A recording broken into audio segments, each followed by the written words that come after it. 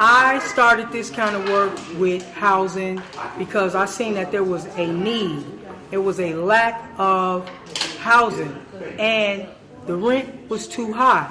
So I started with a training with a group called Isaiah. I went from Isaiah to the National People's Action week-long training, and from there I went into NOC, where I sit as a board member and a commissioner with Neighborhood Community Engagement Commission. I am the executive director of One Family, One Community. Our mission is a dual mission. We fight on housing and justice to provide people with housing stability, and we also do civic engagement and training people how to become leaders in that community. So one of the things that we did here tonight was to have a forum about what our barriers and challenges are in finding housing. And as you will see, some of the stories unfold tonight, that there are people that work who cannot afford to pay the rent. They make $9 and $10 an hour, and they still are unable to afford a decent and safe place to live. Like certain places we go or we have been living in, I can't put my name on the list, on a lease, because of my background, me going to prison and stuff like that. So yeah, it's discriminative. And if I didn't have her, I would be SOL.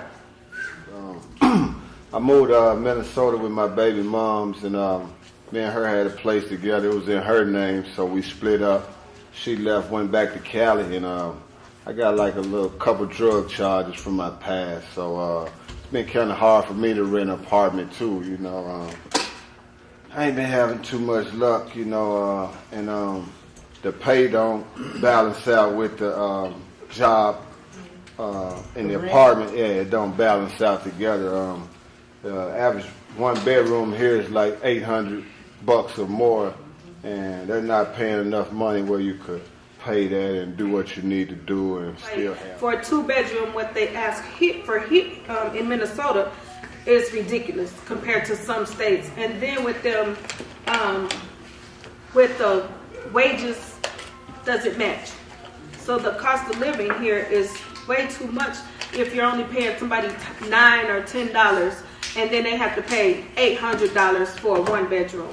You know, so the Affordable Housing Act is well needed in here, in Minnesota. I would like to have a 2-bedroom, let alone one, but I bust my ass at work all day just for people to tell me I still don't make enough for a 1-bedroom.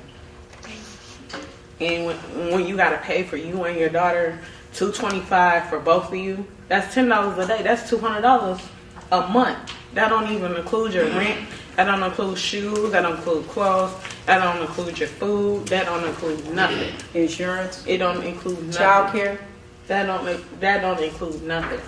And then the welfare system tell you, oh, because you make $10 an hour, you make too much. I have 5 children and a single mother. I pay $11.50 a month for my house. Of course, not making minimum wage, just a little bit above it. And I too struggle with, well, I'm trying to move now, because the place where I'm at, it's not well insulated, so my heating bill is $200. My electricity is always $170 or more. I do have washer and dryer, but again, I got 5 kids, so I'm always washing. So it's not affordable. And the issue I'm having now is moving, and they want you to have 3 or 4 times the amount of rent in order to move in. They look at your credit score, but that affects it also. If your credit score is low, then they're going to add an additional security deposit on top of whatever you have. The place I'm looking at now, they want $2,600 to move in. And To move in? To move in. $2,600? $2,600. And because my credit score is low, it's $575 because I don't have anything. They are adding an additional $1,500. So that is completely out of the door because I don't make enough money to maintain that. it's ridiculous that we can't find a place here in this beautiful city, that's affordable for a single mother with children who's actually working. Oh, I have 2 jobs, by that. 2 jobs and I go to school.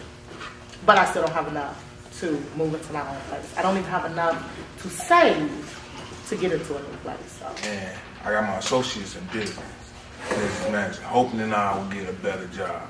But right now, I still work for $9.50 an hour because of a misdemeanor on my background. They said, a loitering with the intent, to be exact. Now, this job only paying $9.50 an hour. I can't support my 2 kids, my wife, and help anybody else out for let on that any other matter. I can't get a crib. Every time they check my credit score go down. So when 2-3 people check my credit score, it was at a 580, now it's at a 560 something now. Because a lot of people didn't check my credit score. And this is without my permission. So, yeah, they can check your credit score without your permission. All they need is your name. So, what I'm saying is, how is that affecting me to get in the crib? And it's my credit score. It's something that's, since my credit score is something dear to me, why is it you checking my credit score and my credit score going down because you just want to be nosy? So then when you got people working jobs only getting paid $10, and I know like when you first working, you like, yeah, $10 is a lot of money, or maybe even 15, people think it's a lot of money, but it's really not. When you start dealing in your living costs, we have to make our own candidates instead of trusting the people who've already shown us that they don't care about us. If we don't say anything, no one's going to pay attention. Solve it.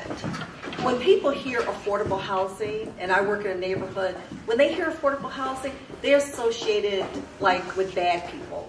Bad people, then it's associated with black people. So it becomes the person did a crime or they bad. Then it becomes the color of the skin, they black, and then they poor folks and all these labels. And that's just not who we are as people. So I think we need to think seriously about being more creative when we talk about building affordable housing. The word affordable to me is just a buzzword. It's really not a real word.